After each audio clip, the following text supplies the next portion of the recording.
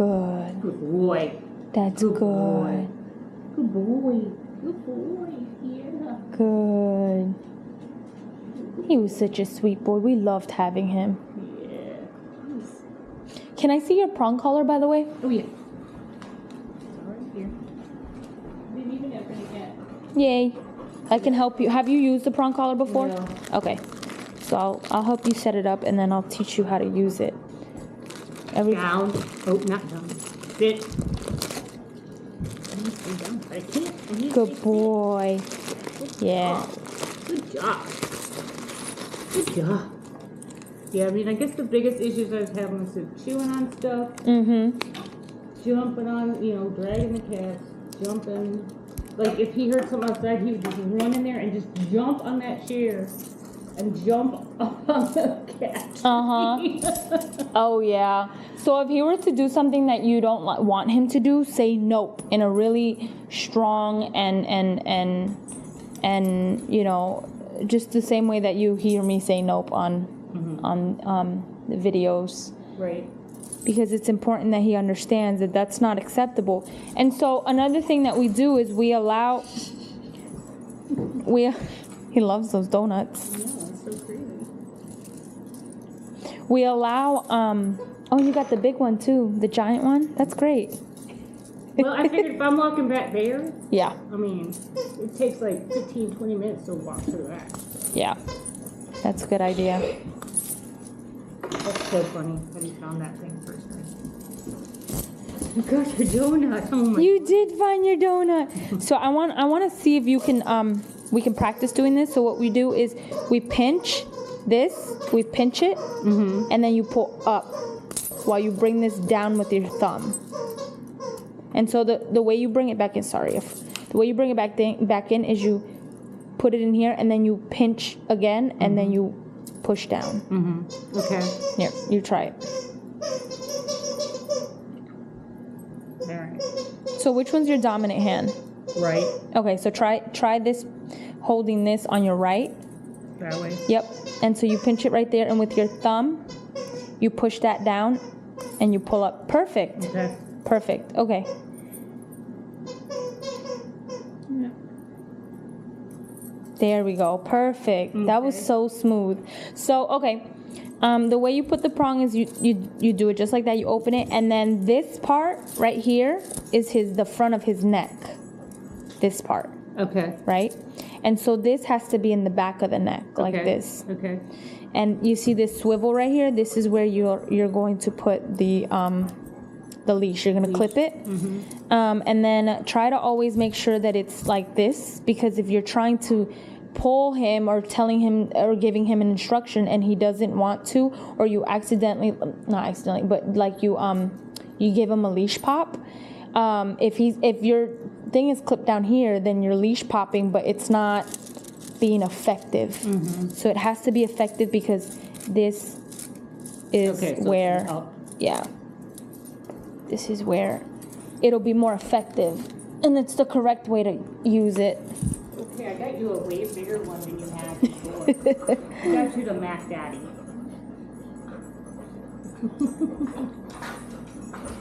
Thumper's so happy to be back home. So now I'm going to see if it fits him. And I'm going to show you how it's supposed to fit. I don't think this is going to... Here, let me take one more off. I feel like it's not going to fit.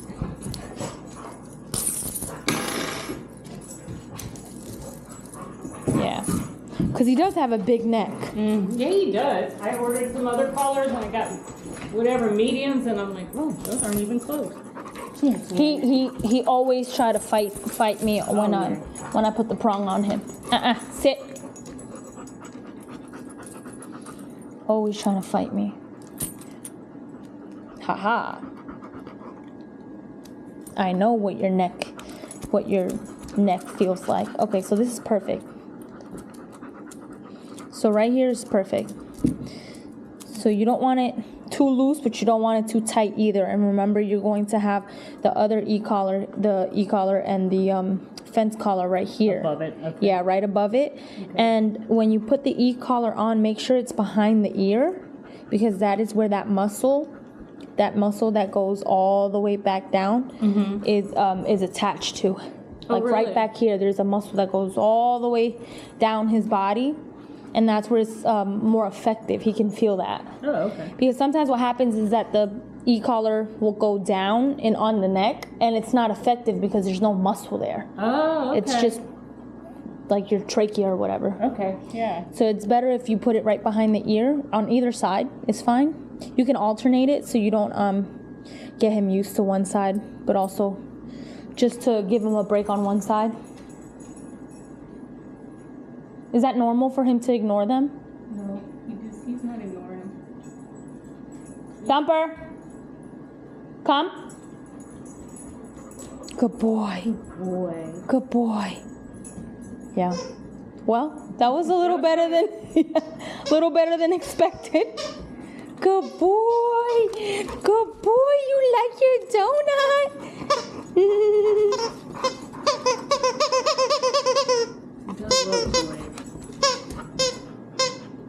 Good boy. Yep.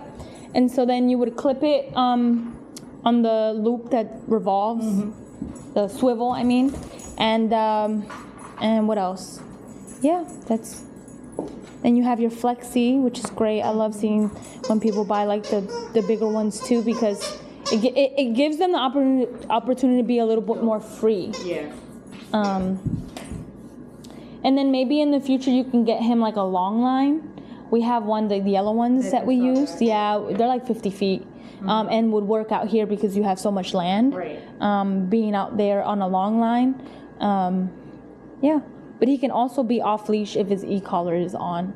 And, you can call him and try to do those exercises where you let him go sniff something, go explore something, and then you recall him. And if he doesn't turn automatically and run back, you say it again, and he'll probably try to ignore you. You just stem him. Boop, 35, 40, he'll be fine. Yeah. He'll understand. Once you do it once, like one time, he'll understand, and he'll be like, oh, gotta make sure that I'm, listening to her, right? Yeah. Right, buddy? I love you. He was such a joy to work with. We had so much fun. Jeez. Love that smile. So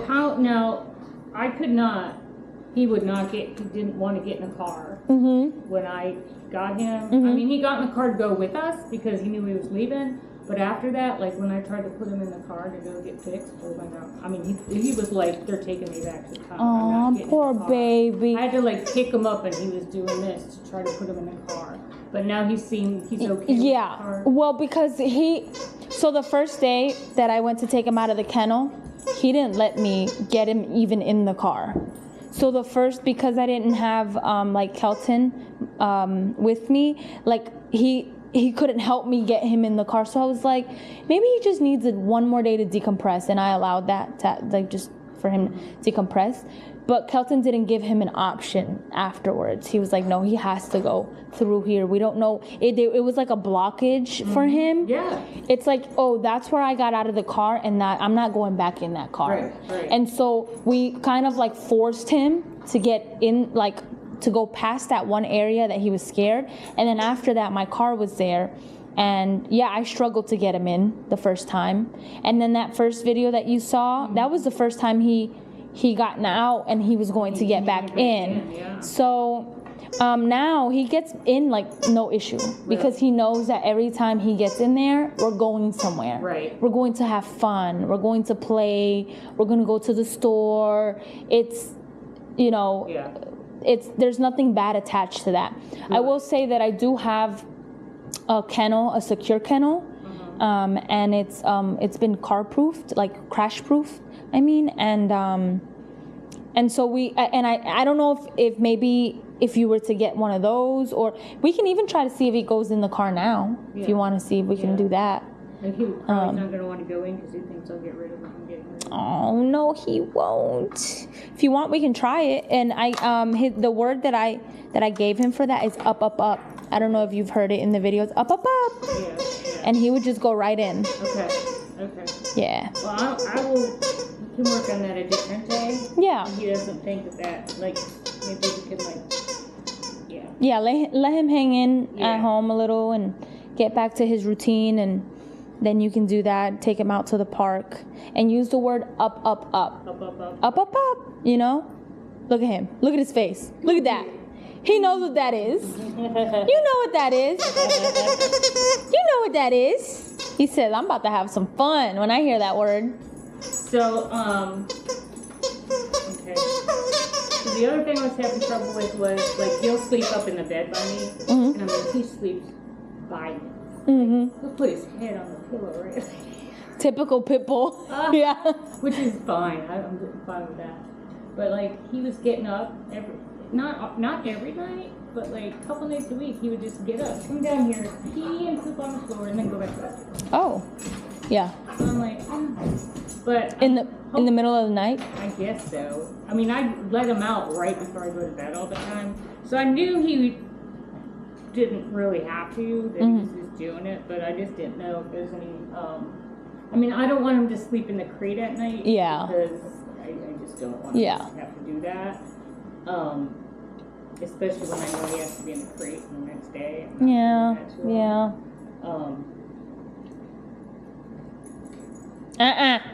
Thumper? Good boy. Good boy. Yeah, so just redirecting him can help too. Good Right, boy. buddy? You did so good, buddy. You did so good. Maybe if you don't chew things, Mama will let you out. She'll let you out of the... Out. I know. I've never had a dog that chewed stuff like that, ever. Yeah. A lot of dogs, I've never had one that chewed stuff like that. Yeah, for the bathroom thing, the only thing I would suggest is just taking him out more frequently, but honestly, that's like a more of a time thing. Like, you constantly have to just make sure he goes out. And maybe stopping like food and water at a specific time. Yeah.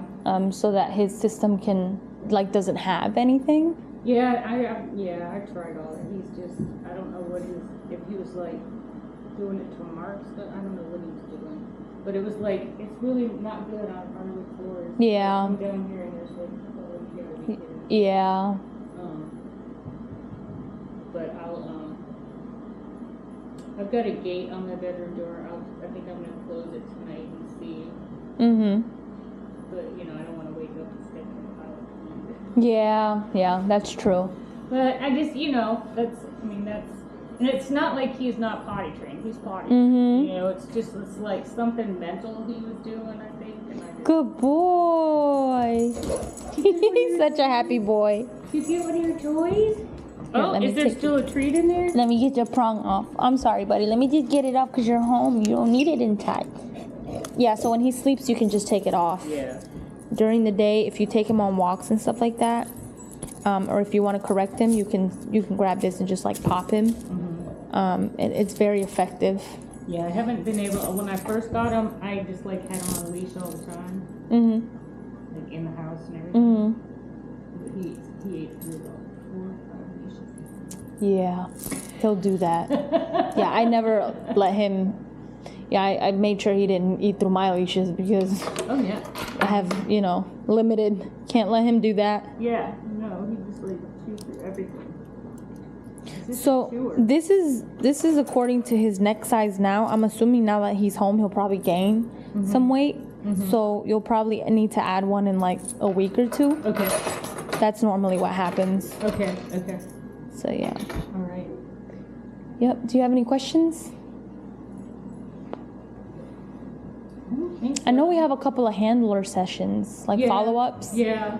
I mean, because I told Kristen, because I wanted to have a session where we figure out how to deal with him, learning when he can go past that boundary so he can go walk. Okay. Yeah. You know, that's the big thing, because I want to get him back there. Or I've got a 4-wheeler. I mean, if I could get him to a point where I can ride the 4-wheeler and he can just run. Wear his butt out. Yeah. What are the days that you are available? Are you available during the week? I work from home Tuesday, Thursday, Friday.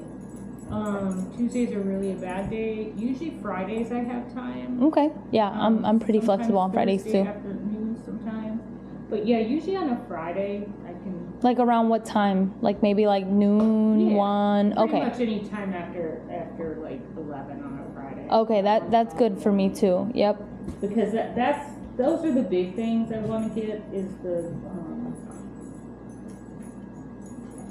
is to get to, so Christian was talking about like collar recognition, knowing that if this collar's on, it's this and this and that, and that's important. Yeah. Because I do want to be able to take him back there. Yeah. So try it out. Try to go back there. Have his e-collar on. He's obviously for him he's like the perfect dog because there are some dogs that have no motivation at all. No treat motivation, toy motivation, prey motivation, nothing. Mm-hmm. But he has it all. Oh yeah. So that's really good, but it's also like you got to be on it because he'll get distracted fast. Right. But we love working with those type of dogs because when you release them, their reward is everything. Right. It's you. It's the toy. It's the bird. It's the cat. Mm-hmm. Right. Mm-hmm. And so try going back there, and take the e-collar and everything with him. And then let him go do his thing. Have him on the leash. I suggest you just keep the leash on. Oh yeah. And then recall him a couple of times. And if he doesn't, like I said, tap the stem. Don't be afraid. He's already accustomed to it. He already knows what it feels like. He'll come back. And so continue to do that. Is taking him past that boundary that he knows when he's just outside by himself and he's on the electric fence. Because it's crossing that boundary. That I don't want to, that's what I was worried about. I don't want him to think he can cross that boundary when he's not going out with me. Yeah, so because you already made that boundary for him, he already knows he can't go out of it. But when you start taking him out of it, then he'll know that it's only with you. Like he'll make that connection. Okay. Especially if it's just you and him and I think Mac. Would you take Mac too? No, Mac. Okay, then just if you take him, and if he were ever to try to cross that boundary and go out on by himself, you can always say nope, and then really punish that. You just, if he has the e-collar on, just like press the button, and be, nope, nope, nope. That's not right. You cannot do that, and that's where he knows the difference. Okay. When you're with me, you can go there, but when you're not with me, you have to stay. So really making that clear to him. My other dog, she wouldn't even I'd take her collar off and everything. She was like, not going past that. Yeah. And so that's what I was worried. That's what which stunk because I wanted to take her back there. Yeah. I don't think that would be an issue for him because he's really good at just bouncing back from, I think he'll be fine. Okay. Yeah. Yeah, try it, and then we can schedule a Friday, maybe this Friday coming up. We could schedule one where I come out here and we can work on that. But if you try it during the week, let me know how that goes. Okay. And then maybe we can. Do you know how many handler sessions he said? 3 or something. Yeah. Okay. So yeah, 3. We could do once every week. For the next 3 weeks, and then I'll give you homework to work on, and then you continue to do it throughout the week. Okay. And then you let me know how it goes, and what issues or things you've ran across, and then we can probably meet up at halfway where we go to a park or to a store, so you can see how he acts. Yeah. And because that's another thing that I saw that you wanted help with, getting him in the car and having him behave out in public. Right, yeah, because I want to be able to take him to those like all these other people do. Yeah. You know what I mean? It's possible. He did great with us. Yeah. Yeah. Yeah, so, I was surprised. Yeah. In those videos, I was surprised. And then somewhere he's being naughty, I was not surprised. He was a little bad sometimes, but we let him be himself. We taught him a lot through play. Yeah.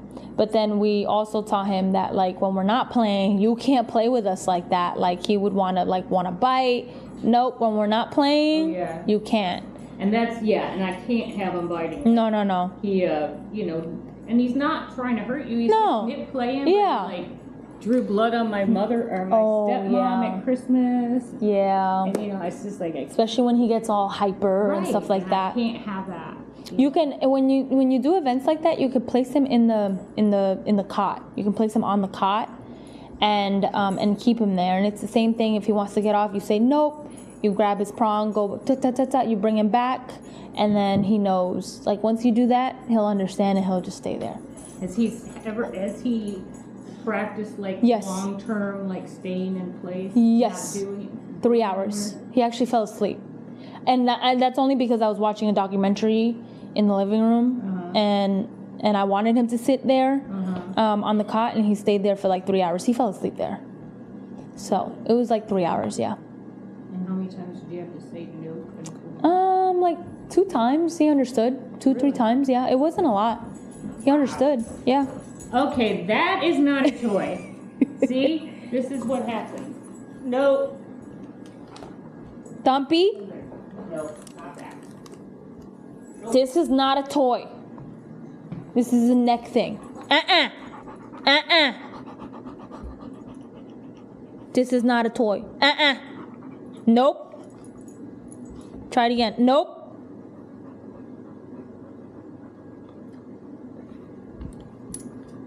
I'm just gonna get away from it. Yeah. But if he were to do that, just keep trying to do that. Those Where you stay in. Yeah. Stay. Yep. I watch my videos. Yes. That's why we make the videos, so that you can watch them and put them into practice. Yeah. Good boy. Good boy, I missed you, but it was so pleasant and quiet around here and no drama.